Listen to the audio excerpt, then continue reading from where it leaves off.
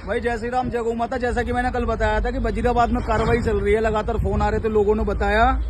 और जो शासन प्रशासन और सरकार जो बार बार कहते हैं कि जमीनें हमारी हैं। अब एक चीज मुझे बताइए छोटी सी, यमुना में आप नालों का पानी प्रवाहित करेंगे, उस नदी को आप पवित्र नदी को बर्बाद कर दोगे, उसे कहीं ना कहीं एक दूषित नदी बना दोगे।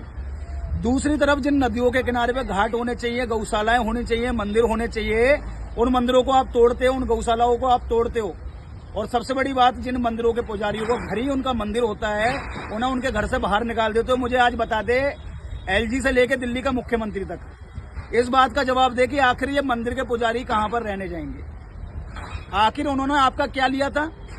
एक जमीन जो यमुना किनारा है, किसी नदी का किनारा, किसी का बाप का नहीं, और उसे आप अपने बाप का बताकर यहाँ कार्रवाई करने आ जाते हो।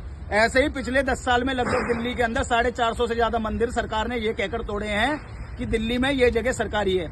आज मैं पूछना चाहता हूं कि वजीराबाद के अंदर पिछले कई सालों पहले सिर्फ एक मजार हुआ करती थी। पहले वहां मजार हुई, मजार के साथ में पूरा कब्रिस्तान बनाकर रख दिया, लेकिन उसे हटाने वाला कोई भी दिल्ली का कोई सरकार नहीं, दिल्ली का कोई एलजी नहीं। तो एलजी साहब मुझे सिर्फ ये जवाब दीजिए कि दिल्ली के कितने और हिंदुओं के मंदिरों का भी तोड़ा जाएगा? कितनी लिस्ट और बनाई गई है? क्या जो अवैध मजारें दिल्ली के अंदर बनी हुई है उन पर कार्रवाई आप कर पाओगे? अगर नहीं तो मंदिर पर भी आपकी कार्रवाई करने का कहीं से कहीं तक कोई हक नहीं है।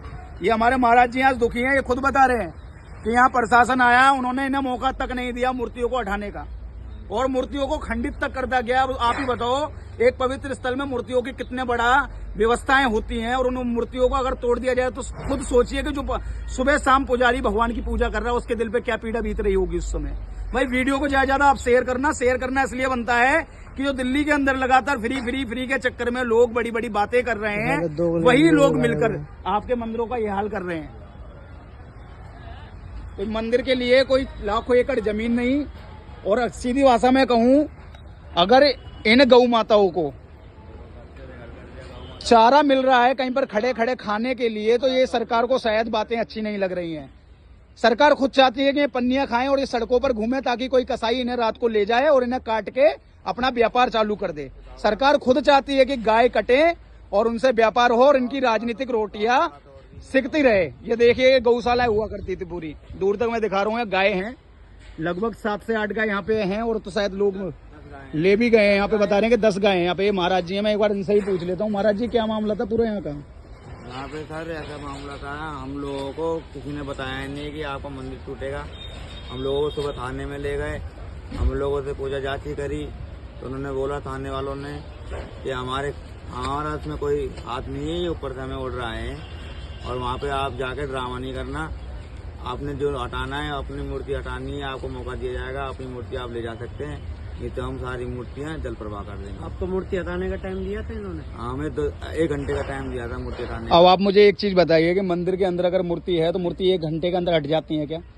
नहीं हट सकती। और उसका जीता जागता उदाहरण मैं बताऊंगा कि इन्होंने किस प्रकार से हिंदू आस्था के साथ खिलवाड़ करने का काम करा। भाई देखो, मैं कोई दिखावा नहीं दिखाता, मैं दिखाता हूँ रियलिटी चीज जो हिंदुओं के साथ दिल्ली में बीत रही है।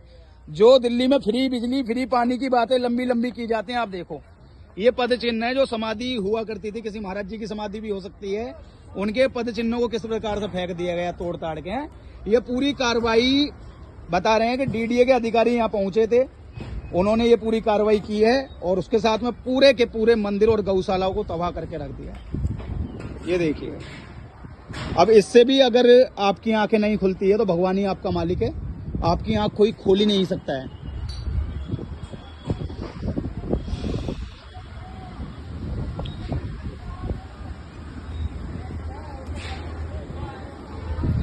यही है दिल्ली की भाई सच्चाई।